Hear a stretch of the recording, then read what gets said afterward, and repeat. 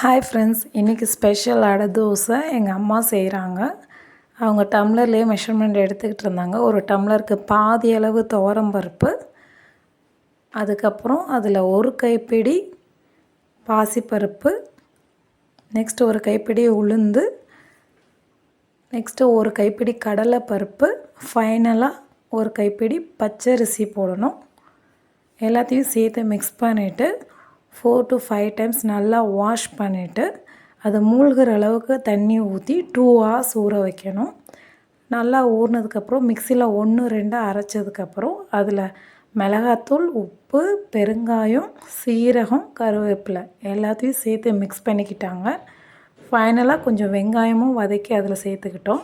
இதில் கொஞ்சமாக தண்ணி ஊற்றி திக்கான தோசையாகவே ஊற்றணும். ஆயில் சேர்த்து சுட்டால் ரொம்ப டேஸ்டியாக இருக்கும். ஒரு பக்கத்துக்கு ஒரு 2 minutes வெந்தால் கரெக்டாக இருக்கும்.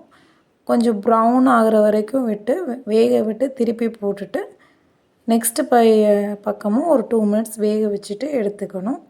இந்த அடை தோசைக்கு தேங்காய் சட்னி காம்பினேஷன் ரொம்ப சூப்பராக இருக்கும். நாங்கள் இன்றைக்கி அதை என்ஜாய் பண்ணி சாப்பிட்டோம்.